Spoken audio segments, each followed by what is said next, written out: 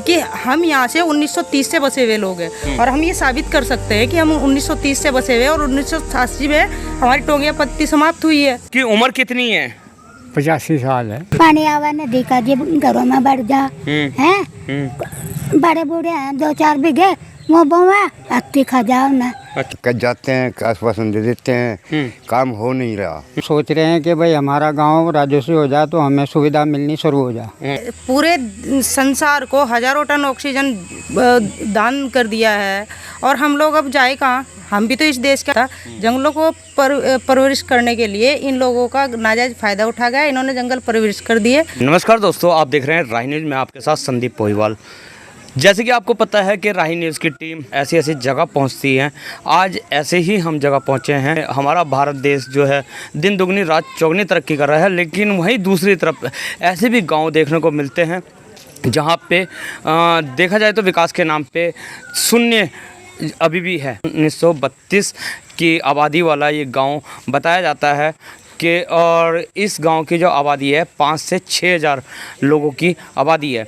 इसी से 1 किलोमीटर आगे जाके हजारा है, इसीलिए इस गांव को हजारा टोंगिया बोला जाता है कि दोनों गांव मिले हुए हैं। उस गांव भी इसी बदहाली पे जी रहा है।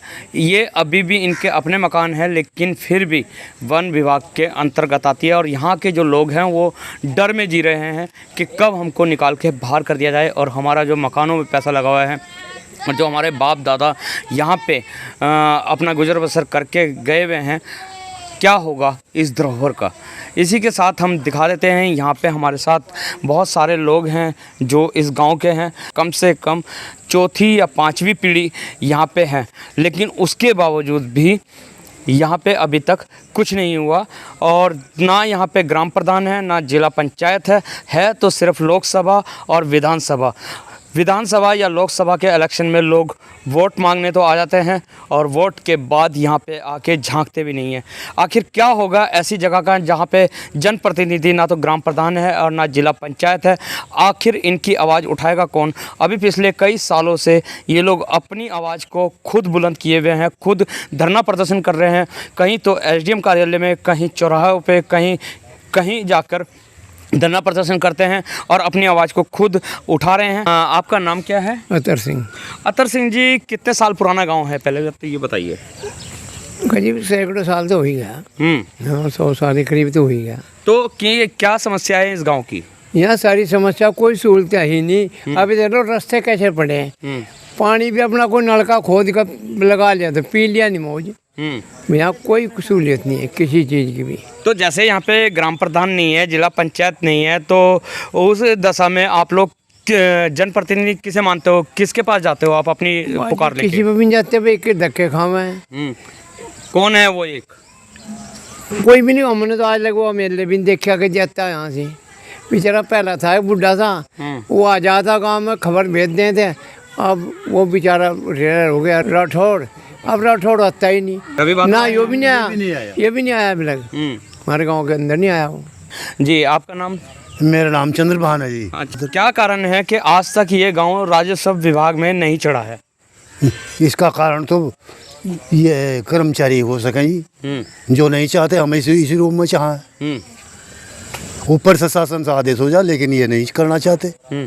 हम तो ये नहीं कि चुंगल में फंस जाए। अभी कट जाते हैं, आश्वासन दे देते हैं, काम हो नहीं रहा। अभी हमारे लोगों ने प्रदर्शन कराया, उसमें थोड़ी सी अभी लिखत पढ़त कुछ नहीं चली, ना कोई प्रक्रिया। बड़े कह रहे हैं करने की, पर ये कोई पता नहीं करेंगे या नहीं करेंगे। बता रहे हो 100 से 150 साल इस गांव को हो गए हैं। 1928 से लेके 1932 से में ये गांव बसा हुआ है, तो अभी तक आप लोगों के नाम पे जमीन ही नहीं हुई है? नहीं जी नहीं, इसी के चक्कर में तो भागे फिर रहे बहुत कुछ। ये सब कम से इतने साल पुरानी आबादी वाला ये जो गांव है, और आबादी भी इस गांव की 5 से 6 हज़ार लोगों की आबादी है, जिन्होंने अपने पक्के मकान तो बनाए हुए हैं, लेकिन ज़मीनें इनकी है नहीं और इन्हें ये डर सताता है कि कभी भी वन विभाग हमें निकाल सकता है। इसी के साथ हमारे साथ बुजुर्ग बाबा भी है। बाबा जी, क्या नाम है आपका? दिलेराम। क्या समस्या है आप लोगों को? समस्या तो ये है कि मेरे पर 9 बीघे जमीन है और नाव उपजाऊ है। अच्छा, तो 9 बीघे जो ज़मीन है वो आपके अपने नाम पे है? नाम पर तो है, जरा सा वो सरकार का नाम था उसमें, रियायती। पर वो है तो बिना उपजाऊ के। वहाँ बंदर, हाथी, मृग ऐसी ऐसी चीज़ है जो जौन सा वो उसे भी खा लें और खाली रह जाऊँ मैं। तो की उम्र कितनी है? 85 साल है। 85 साल? हाँ। 85 साल से आप इसी गांव में हो? हाँ जी। समस्या हम तो सोच रहे हमारी जमीन लौट हो जाए, जमीन हमारी, और कुछ इसका काम का कुछ उधार हो जाए इसका। यानी कि आपकी जमीन आपको ही अभी तक अलॉट नहीं हुई? मिल जाए, अभी लौट नहीं हुई अभी। अच्छा। हाँ। सता रही जी मैं तो पानी आवा नदी का जी घरों में बढ़ जा हैं। बड़े बूढ़े हैं 2-4 बीघे वो बोवा अत्ती खा जाओ ना। अच्छा। हैं ये सारी समस्या मतलब पानी की भी सब चीज़ों की परेशानी। जी आपका नाम? शुक्र सिंह। कितने साल के हो आप? मैं 66 साल का हूँ। 66 साल। कब से रह रहे हो इस गांव में? मेरी पैदाइश ही यहीं की है। हाँ जी। कौन सी पीढ़ी चल रही है आपकी यहाँ पे? हमारी तीसरी पीढ़ी है जी। तो इस तीसरी पीढ़ी से आप ये तीसरी पीढ़ी में हो, किन समस्याओं का सामना करना पड़ रहा है आपको? सामना सभी चीज़ का है, यहाँ कोई सुविधा नहीं है क्योंकि ये गर्म उसमें जंगलात में है, कोई हमें सरकार से कोई सुविधा नहीं मिलती। तो हम सोच रहे हैं कि भाई हमारा गांव राजस्व हो जाए तो हमें सुविधा मिलनी शुरू हो जाए। आपकी है लेकिन अभी भी सरकार के अंदर है? सरकार के अंडर में है जी। अच्छा। हाँ जी। हम तो चाह रहे हैं कि रोन हो जाए, हमारी हो जाए। नहीं तो क्या कारण है कि अभी तक यहाँ पे राजस्व विभाग नहीं पहुँच पाया?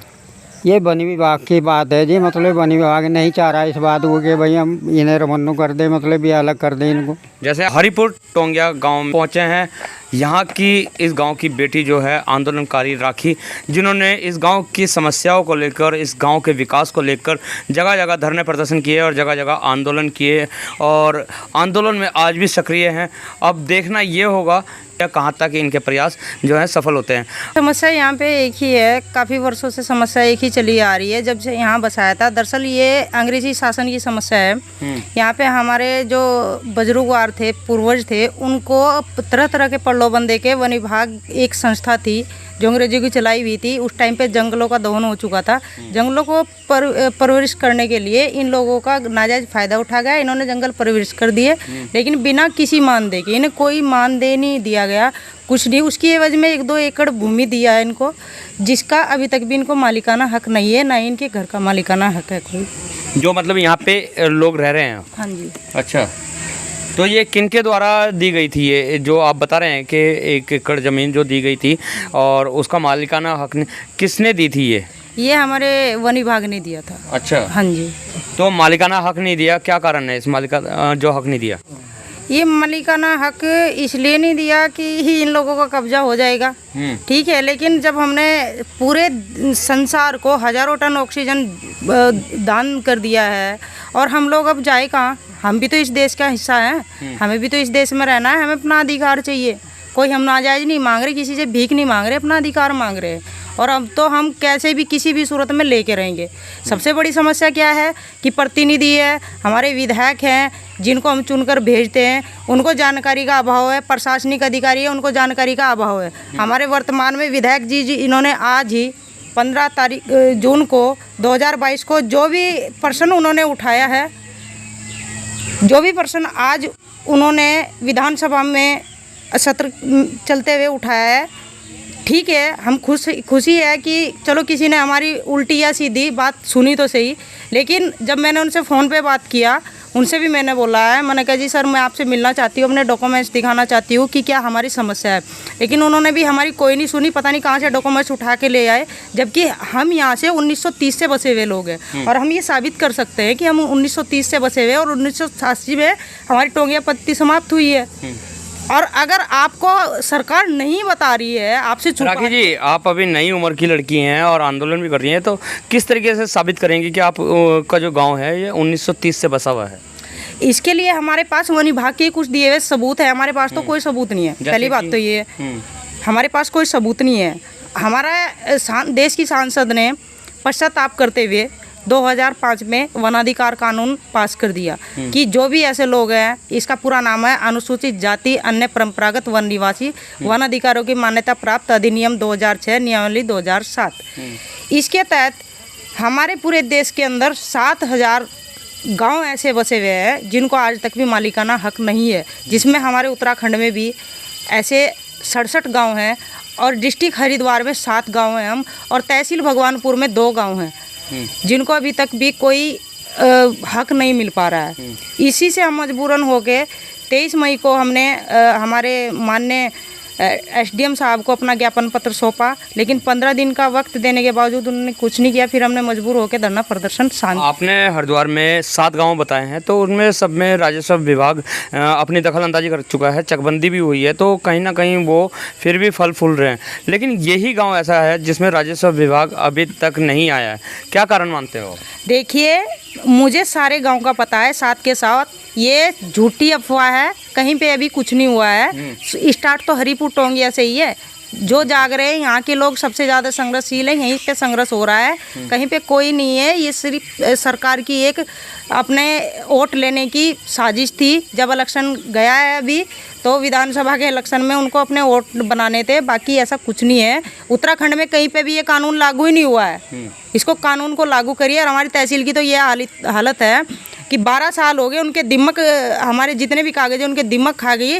लेकिन हमारे सहायक समाज कल्याण अधिकारी को न जाने कौन सा सांप सूंघ रहा कि कई सारों बदल चुके हैं, लेकिन वो हमारे कागजों को एक बार भी डीएम तक पहुंचाने नहीं देते।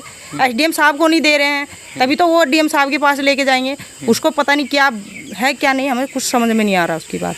हम सीधे सीधे उसके खिलाफ हैं। एक सवाल और है आपसे कि ग्राम प्रधान के यहाँ पे इलेक्शन नहीं होते हैं और जिला पंचायत सदस्य के इलेक्शन नहीं होते हैं, सिर्फ लोकसभा और विधानसभा के इलेक्शन है, तो क्या कारण मानते हो कि अभी तक इसमें ग्राम प्रधान नहीं है? कारण तो यही है कि ये गांव राजस्व में नहीं है। ओनली यही कारण है। जब तक ये राजस्व में नहीं आता, राष्ट्र की मुख्य धारा से नहीं जुड़ता, तब तक यहाँ इलेक्शन नहीं हो सकता। जिस दिन ये राष्ट्र की मुख्य धारा से जुड़ जाएगा, उस दिन यहाँ पे इलेक्शन हो जाएगा, ग्राम पंचायत प्रधान बन जाएगा। तो कहीं ऐसा तो नहीं लगता कि आपका कोई लोकल जनप्रतिनिधि ना होने के कारण आपको इन समस्याओं का सामना करना पड़ रहा है? ये बात सच है। हमारे जो लोकल जनप्रतिनिधि हैं, जिनको हम विधानसभा में चुनकर भेजते हैं, मैंने आपको पहले भी बता दिया है कि इनको अधूरी जानकारी है। हमारे जो पूर्व मान्यवर विधायक जी थे, श्री सुरेश राठौड़ जी, उनको फर्स्ट बार जब मैं मिली थी, मैंने उनको कहा कि पहली बात तो ऐसी समाज में ऐसा बहुत ही कम लोग आगे बढ़ पाते हैं, लेकिन अब मुझे खुशी की बात यह है कि आप बढ़ चुके हैं। लेकिन हमारी हाथ जोड़ के विनती है, रिक्वेस्ट है कि आप इस काम को आगे बढ़ाइए। उसके बाद बेचारों ने मिलना ही बंद कर दिया। वो गुमराह करते रहे 5 साल तक। अभी हमारे वर्तमान में मान्यवर रवि बहादुर जी हैं। हमें बहुत खुशी की बात है कि ऐसा व्यक्ति हमारे बीच आया, राजनीति भी नहीं जानते और घरेलू व्यक्ति हैं, बहुत अच्छी बात है। लेकिन मैंने उनसे मिलने की कोशिश करी, उनको डॉक्यूमेंट्स दिखाने की कोशिश करी। मुझे दुख इस बात का है कि आज जब उन्होंने सत्र में प्रश्न उठाया, तो किस बात को लेके प्रश्न उठाया? मैंने अभी वीडियो देखा है, उसमें वो 1940 का बोल रहे हैं, जबकि हमारे पास 1930 का रिकॉर्ड है। आपने मेरे से रिकॉर्ड लिया एक बार? कम से कम आप उससे मिल तो लीजिए जिस गांव की समस्या है।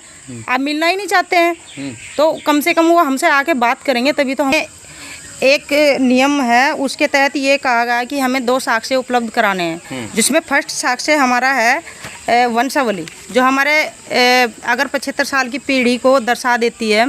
तो हमारे जितने भी मजदूर भाई, वैसा टोंगिया लोगों को, हमारे दर्शकों को भी दिखाइए थोड़ा सा कैमरे के आगे। हमारे टोंगिया लोगों को वैसे 75 साल का नियम नहीं है, लेकिन ये नियम अन्य परंपरागत लोगों के लिए है, जिसमें हमारे 1986 के ही लगभग के मजदूर भी बचे हुए हैं। जो 1986 के मजदूर हैं, उनकी और काश्तकारों की हमारी लड़ाई है।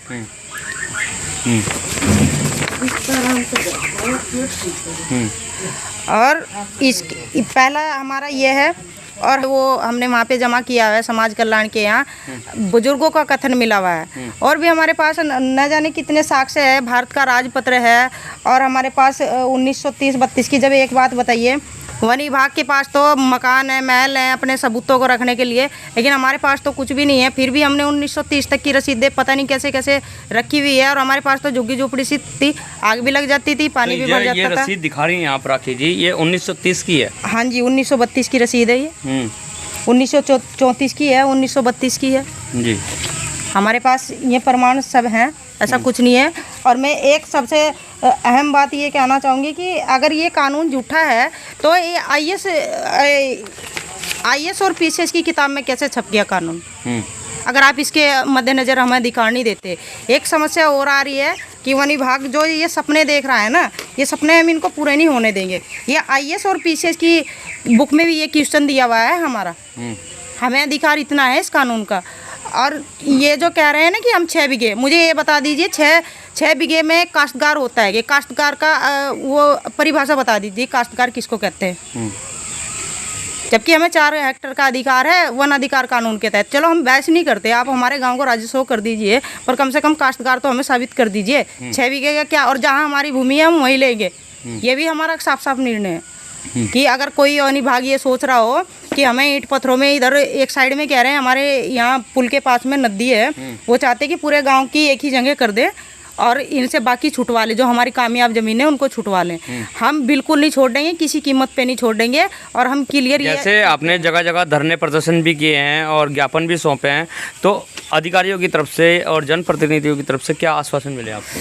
आश्वासन अभी जो माननीय SDM साहब है उन्होंने आश्वासन दिया था कि हम फॉरेस्ट वालों को अभी बुलाते हैं और आपके और उनके सामने आप अपने साक्ष्य रखना, वो अपने साक्ष्य रखेंगे, उसमें क्लियर हो जाएगा।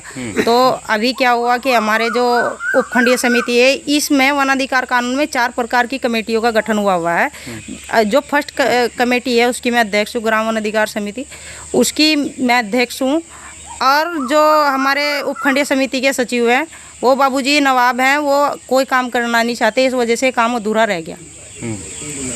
सबसे बड़ी समस्या उसकी है और कुछ नहीं। जिस दिन वो हमारे साक्ष्य वहाँ पे उपलब्ध करा देंगे हमारा काम हो जाएगा।